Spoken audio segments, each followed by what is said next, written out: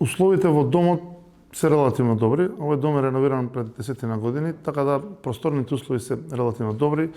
Персоналот и вработените се грижат за инвентарот и за просториите, така да од тој аспект ситуацијата беше добра.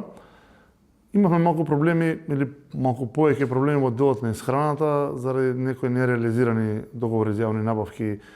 Конкретно немаше неколку месеци набавка на млеко и млечни производи, свежо месо и некои други помали или поголеми проблеми. Се стабилизиравме во рок од месец-два, да речеме, ги направивме тие неопходни јавни набавки и мислам дека сега студентите, барем како што кажуваат, храната е на задоволително ниво. Се соочуваме со некои финансиски проблеми, тоа се долгорочни финансиски проблеми, зборувам за период од 15-20 години.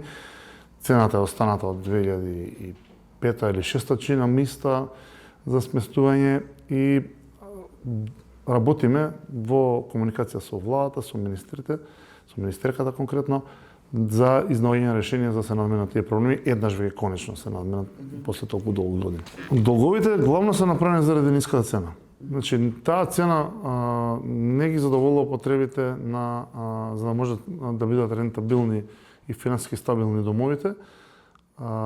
Имало и недомакинско работење, меѓутоа тоа е клучниот проблем не само кај нас. Ние имаме најголем проблем бидејќи сме со најголем број на студенти.